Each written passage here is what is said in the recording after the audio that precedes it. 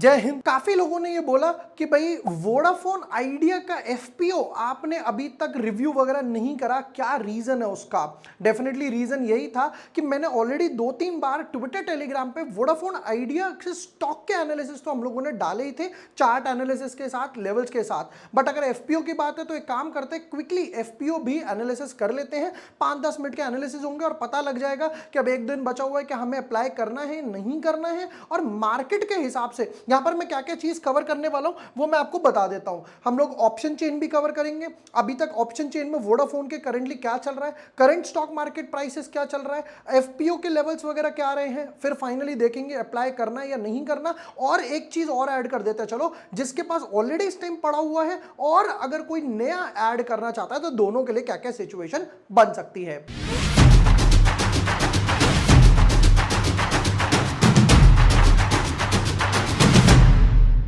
Hi everyone, my name is Vibhor Washne, I am a SEBI registered research analyst. आज के video में detailed analysis करेंगे और अभी तक वोडाफोन के स्टॉक ने कैसा परफॉर्म करा है वो तो देखेंगे, आगे क्या लेवल्स निकल कर आते हैं वो भी देखने वाले हैं। तो एक काम करते हैं, without wasting time deep dive करते हैं अपने एनालिसिस में। But yes, before moving ahead, अगर अभी तक आपने चैनल सब्सक्राइब नहीं किया है या न्यू यूजर हो, फॉर एग्जांपल ये वीडियो भी देख लेना 30 नॉन साइक्लिकल स्टॉक्स, जहां पर हम लोग बेस्ट स्टॉक्स देते हैं हर महीने की स्टार्टिंग वगैरह में। ये जो बेस्ट स्टॉक्स थे अप्रैल के, अभी तक 9% रिटर्न्स दे चुके हैं, 9% रिटर्न्स दिया, मैसिव मूव आया। अब देखो आया है वीआई यानी वोडाफोन आइडिया का एफपीओ। पहले तो बता देता हूं डिफरेंस क्या होता है। आईपीओ होता है जब कंपनी पहली बार पैसा उठा रही होती है और स्टॉक मार्केट में आती है। एफपीओ होता है फर्दर पब्लिक ऑफर, जब दूसरी बार, तीसरी बार, उसके बाद मतलब फर्स्ट टाइम के बाद जब कंपनी पैसा उठाना चाहती है स्टॉक मार्केट के इनडायरेक्टली आईपीओ रूट के थ्रू। वरना राइट इश्यू भी एक ऑप्शन है, राइट इश्यू हो गया। अब देखते हैं यहां पर क्या क्या आया है। डेफिनेटली कंपनी के बारे में तो मैं डिटेल में बात इतनी नहीं करने वाला, क्योंकि हमें पता है बिजनेस मॉडल कैसा है, सब्सक्राइबर्स कंपनी लॉस कर रही है, डेट वगैरह स्ट्रक्चर हमें भी पता है। अब यहां पर हुआ क्या था, देखो हम लोगों ने वोडाफोन के, एक तो मैंने ये डाला ही था 10 अप्रैल को कि भैया इतना हर डीमैट अकाउंट में तुम्हें वोडाफोन चाहिए क्या। जो हमने कल लास्ट एनालिसिस करे थे वो क्या था, 28 फरवरी को इन्होंने, वोडाफोन ने बताया था कि हमें पैसा उठाना है। एफपीओ तो अभी आप अभी देख रहे हो कि अभी आना शुरू हुआ है। आपको क्या लग रहा है कि एफपीओ अगर आज आना शुरू हुआ है तो कि उसकी तैयारी आज आनी शुरू हुई है? नहीं, ये सब काम 6 महीने से पहले ही चलने शुरू हो जाते हैं। भाई वो एंकर लिस्ट फाइनल करेगा, क्यूआईबी फाइनल करेगा, प्राइस बैंड फाइनल करेगा, अपने थोड़ा बहुत चार्ट का स्ट्रक्चर वगैरह देखेंगे। अब मैंने यहां पर क्या लिखा, fund raising plan ruined up the chart. क्यों? 18.4 मेरे हिसाब से रेजिस्टेंस था, ये मैं चार्ट को भी बताने वाला हूं। और यहां पर जब स्टॉक कहीं ट्रेड कर रहा था, कितना चार्ट पे दिखा रहा है, 13.5 पे, 13.5 पे ट्रेड कर रहा था, तभी हम लोगों ने 12, 10.4 और 9 के हिसाब से देखा था। मैंने कहा 9 के हिसाब से देखेंगे, अगर बाय करना ही नहीं करना तब तक शांति से बैठो। ये कब का है? ये 1.5-2 महीने पहले के एनालिसिस है। अगर करंटली चार्ट की बात करें, देखो ये वो चार्ट स्ट्रक्चर है, इसको बोलते हैं double top, DT double top, इसको बोलते हैं डबल टॉप। बार बार इस रेजिस्टेंस पे आता है, नीचे आ जाता है। यहीं पर लोगों ने शॉर्ट करके छोड़ दिया। क्यों? क्योंकि इक्विटी डाइल्यूट हो रही है। देखो डिमांड सप्लाई का एक रूल समझाता हूं। ये डिमांड है, ये सप्लाई है, दोनों मैच कर रहे हैं, बराबर से गाड़ी के पहियों की तरह चल रहे हैं। ये डिमांड है, ये सप्लाई है। अगर एक भी चीज ऊपर चली गई, मान लो ये डिमांड थी, डिमांड कांस्टेंट है, सप्लाई ऊपर चली गई, सप्लाई ऊपर चली गई, तो दोनों पटरी अलग अलग हो गई। तो अगर डिमांड कम है, सप्लाई ज्यादा है, तो यहां पर सेलर्स ज्यादा हावी है, सेलर कह रहे हैं भाई ले ले ले ले ले ले, नीचे की तरफ जाता जा रहा है। अगर डिमांड यहां पर है, सेलर डिमांड यहां पर है, सप्लाई यहां थी, सप्लाई कम हो गई, तो अब यहां पर धीरे धीरे प्राइस ऊपर की तरफ जाएगा। इस केस में क्या ज्यादा है, आपको कमेंट सेक्शन में कमेंट करके बताना है कि वोडाफोन के केस में डिमांड ज्यादा है या सप्लाई ज्यादा है। कितने लोग देखते हैं, सही आंसर देने वाले हैं। अब करंट चार्ट स्ट्रक्चर की बात करें तो यहां पे लगा था पहला सेलिंग का प्रेशर। मैंने यहां पर देखो कैंडल भी मार्क कर रखी है, ये वो सेलिंग का प्रेशर है। उसके बाद ध्यान से देख सकते हो नीचे की तरफ ही जा रहा है, ऊपर की तरफ जाने का फोर्स नहीं लगा पा रहा। सेलिंग प्रेशर की वॉल्यूम ज्यादा थी इन कंपैरिजन टू बाइंग। अगर इसका वीकली चार्ट भी देखा जाए, वीकली चार्ट के स्ट्रक्चर में भी मल्टीपल इनसाइड बार बने हुए हैं, बट उसका अभी कहीं पे भी ब्रेकआउट नहीं आया, ब्रेकआउट ब्रेकडाउन दोनों ही नहीं आए हैं। अब आते हैं इस पर। अब वोडाफोन क्या बोल रहा है करंट मार्केट प्राइस से भी कंपेयर करके मैं बताने वाला हूं।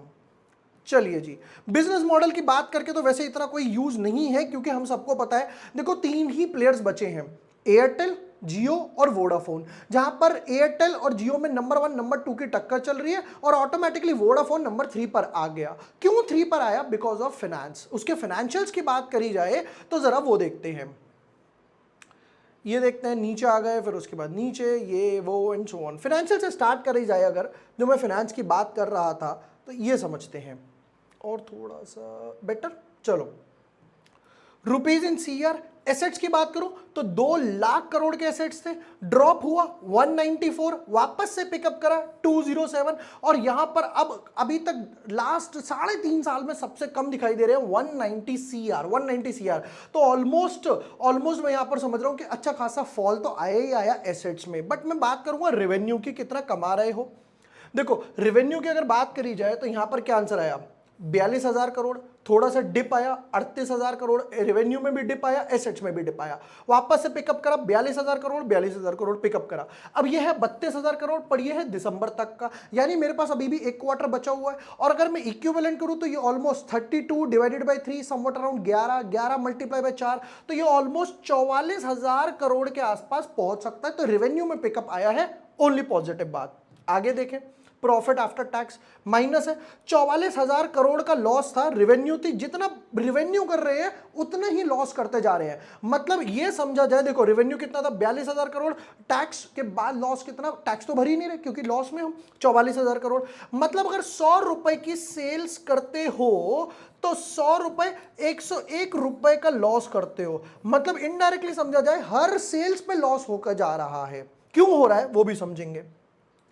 44,000 करोड़ वापस से कम हुआ लॉस, अच्छी बात है, 28,000 करोड़ रह गया। अब की बार देखना, रेवेन्यू में पिकअप आया बट लॉस उतना नहीं बढ़ा, ओके पॉजिटिव थिंग, 29,000 करोड़। अब यहां पर हो गया 23,000 करोड़, अभी भी लॉस ही बकाया है। चारों साल में back to back company loss में है। अब क्वेश्चन क्या आता है निकल कर कि अगर कंपनी लॉस में चल रही है, सेल्स करी लॉस, सेल्स करी लॉस, सेल्स करा लॉस, तो ये पैसा लॉस का भर कहां से रहे हैं? पैसा आ कहां से रहा है? वो आ रहा है डेट से। एक पार्ट तो हो गया डेट, एक पार्ट हो गया इक्विटी। अब डेट में क्या होता है, जब आप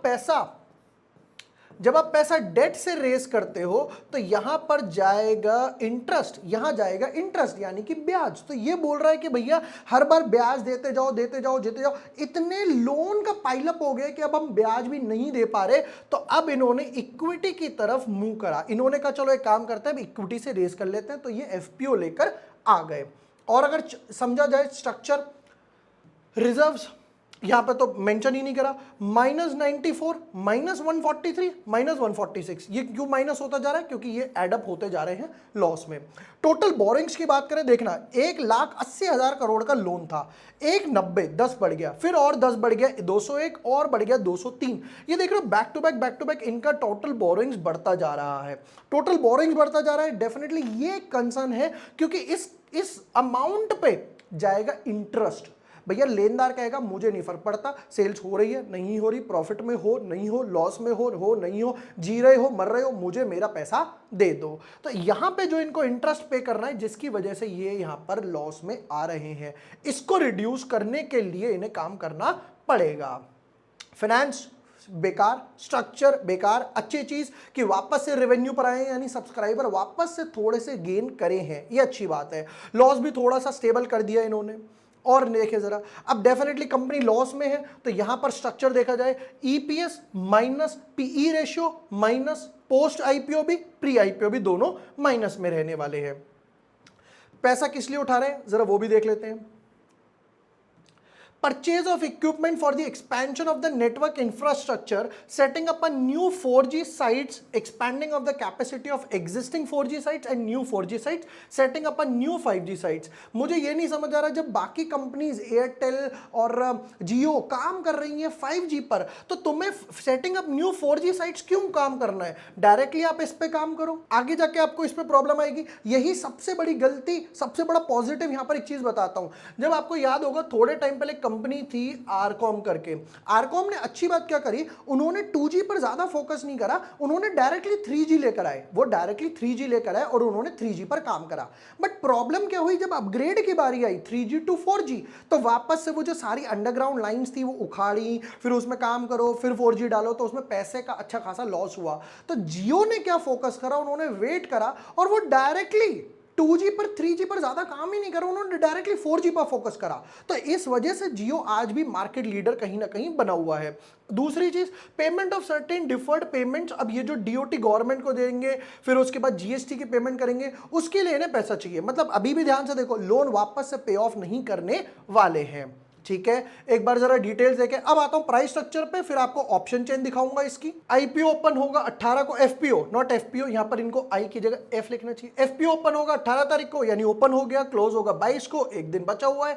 23 तारीख को अलॉटमेंट वगैरह आ जाएगी। जिसको आज तक ये गम था ना कि हमें अलॉटमेंट नहीं मिलती है, वो प्रोबेबली मौका है एलआईसी के बाद यहां पर आपको अलॉटमेंट लेने का, पर लगाना या नहीं लगाना वो देखते हैं। रिफंड्स 24 तारीख को, शेयर्स 24 तारीख को, 25 तारीख को ये लिस्ट हो जाएगा। 25 तारीख को थर्सडे, तो यहां पर ये जो एफएनओ की एक्सपायरी है वो भी सामने आएगी, तो ये भी मैं इसीलिए निकाल के बताऊंगा कि क्या चल रहा है अभी तक।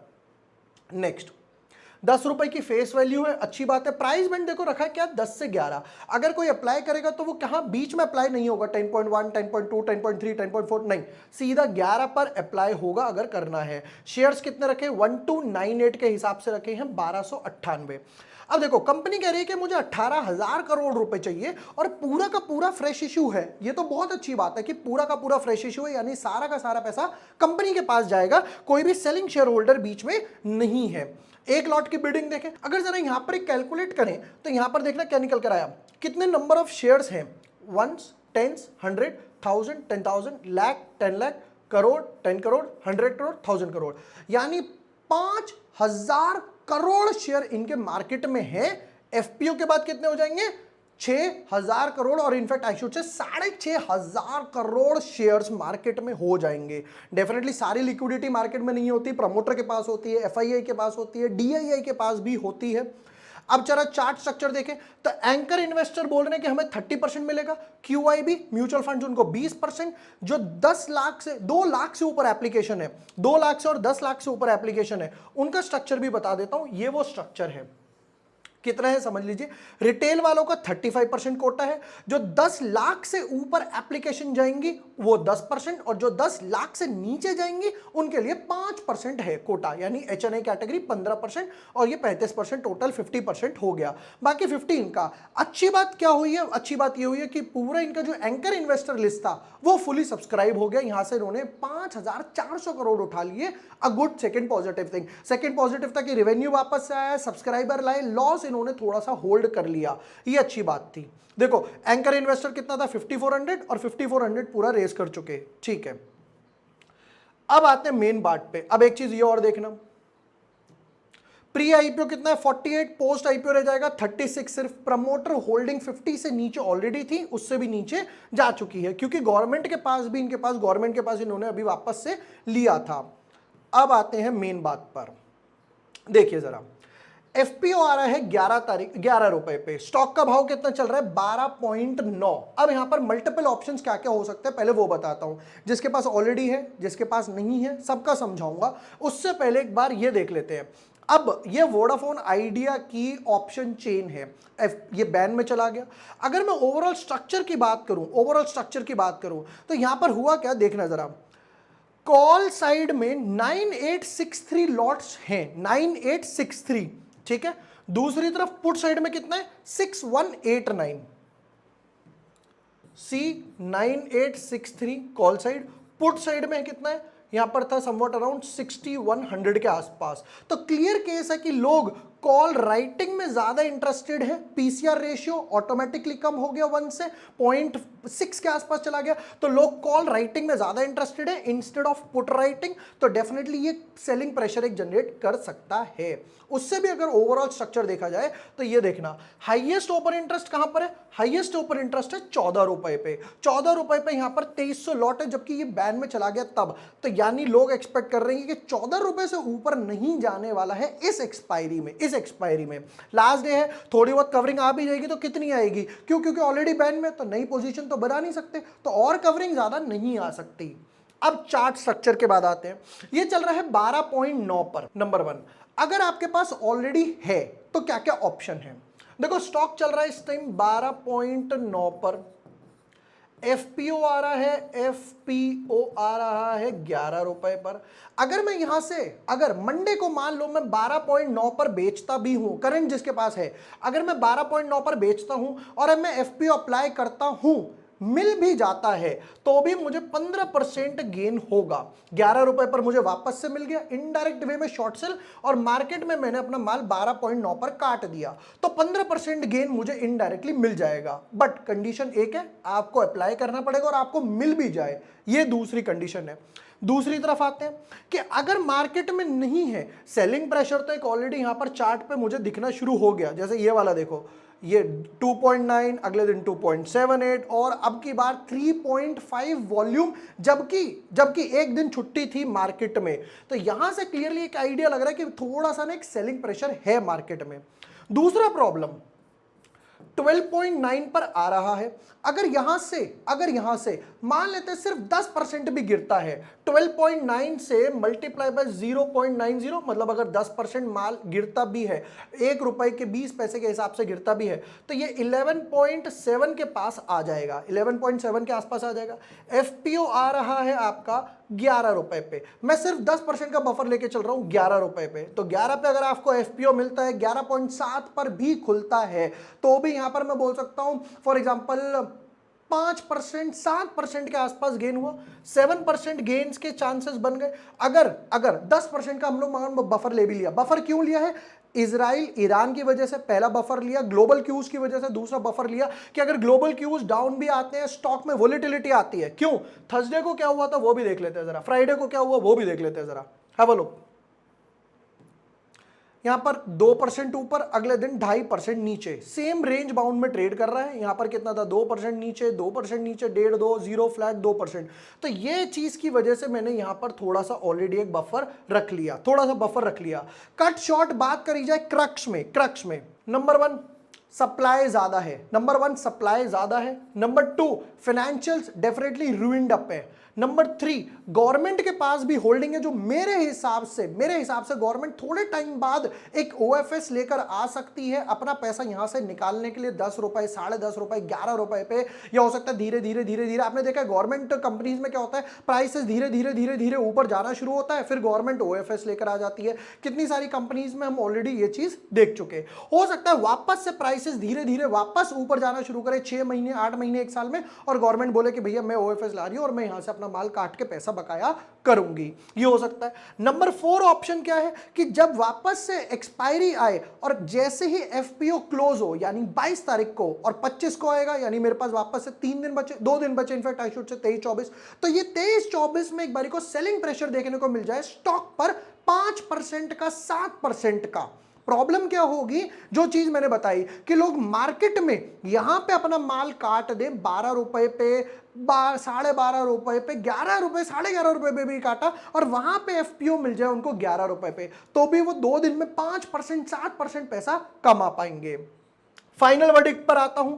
नंबर 1, अगर आप सेफ ट्रेडर हो तो डेफिनेटली अवॉइड करो इस चीज को, और भी स्टॉक है, क्यों, अगर हम लोगों ने देखा कि अगर आपको 11 रुपए पे आईपीओ मिल भी जाएगा, FPO I should say, FPO आपको 11 रुपए पे मिल भी जाएगा, और ये चला गया 11.5 रुपए, 11.60, 11.70, तो 5-7% के गेन्स हुए। दूसरी तरफ क्या होगा, आपको और ऑप्शंस मिल जाएंगे स्विंग ट्रेडिंग में। मैं इतने सारे स्टॉक्स वगैरह डालता हूं, HCL टेक हमने शॉर्ट करा, एक अच्छा खासा पैसा कमाया, DSSCL था, सेल था, और भी काफी सारे स्टॉक्स थे जो 1 मिनट चार्ट्स पे हम लोग देखते हैं, राइट, जहां पर अच्छे खासे दौलत एल्गोटेक हो गया, तो वहां पर अच्छे खासे गेन्स बन सकते हैं, एक बारी को गेन्स बन सकते हैं।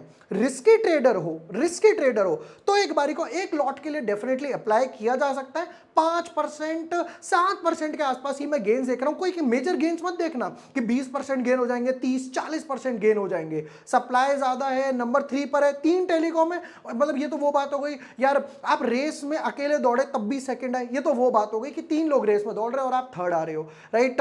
डेफिनेटली कंपनी को अपनी जो डिफर्ड पेमेंट्स हैं उन पे काम करना पड़ेगा, जिसकी वजह से इंडस टावर का शेयर डेफिनेटली ओवर हो गया है। मैं पर्सनली अप्लाई नहीं करने वाला हूं 5-7% के लिए। क्यों? रिस्क रिवॉर्ड फेवरेबल नहीं है। मैं 5-7% के लिए और बढ़िया सा कोई स्विंग ट्रेड ब्रेकआउट वगैरह ढूंढ लूंगा। हाँ, डेफिनेटली अगर बैन में नहीं होता एफएनओ तो वहां पे एक बारी को पुट खरीदने का सोचते और ये सोचते कि चलो एफएनओ में शॉर्ट कर देते हैं और यहां पर अप्लाई कर लेते हैं। अगर अभी की बात करी जाए कि अभी तक इसका सब्सक्रिप्शन वगैरह कैसा आया है वो भी देख लेते हैं। चलो एक काम करते हैं, सब्सक्रिप्शन स्टेटस QIB हम लोगों ने ऑलरेडी देख लिया कि इन्होंने QIB से पूरा उठाया। HNI कैटेगरी 0.83, रिटेल कैटेगरी 0.14, ये 0.54 है। डेफिनेटली फुली सब्सक्राइब के चांसेस हैं। 18,000 करोड़ कोई हलवा थोड़ी है, जेब में से निकाला 18,000 करोड़ पकड़ा दिए। हो सकता है कि पूरा सब्सक्राइब हो जाए, नहीं भी होगा तो अंडर राइटर्स वगैरह बैठे हुए हैं, QIB कैटेगरीज को फुली सब्सक्राइब वगैरह एक बारी को कर सकता है। फुली सब्सक्राइब मतलब जो यहाँ पे कम रह जाएगा वो ये लोग HNI या QIB सब्सक्राइब एक बारी को कर लेंगे कि मार्केट में 11 का मिल रहा है, सॉरी कि यहाँ पर FPO पे 11 का मिल रहा है, वहां 11.5, 11.4, 11.5 हो गया, 5-7% गेन्स वगैरह भी मिल गए तो वो लोग वहां से एक बारी को अगले दिन ही इमीडिएटली बुक वगैरह करके मिल जाएंगे। एज आई सेड, मैं पर्सनली अप्लाई नहीं कर रहा हूं। सेफ ट्रेडर हो अप्लाई मत करो, रिस्की ट्रेडर हो 5-7% के लिए गेन्स दे सकते हो। ये थे बिल्कुल डिटेल, जिसे कहते हैं ना निचोड़ के क्रक्स वोडाफोन आइडिया FPO का एनालिसिस। वीडियो पसंद आया हो, यूजफुल लगा हो, एजुकेशनल लगा हो, डेफिनेटली सब्सक्राइब करें, वीडियो शेयर करें फ्रेंड्स वगैरह के साथ। Thank you for watching the video, lots of love.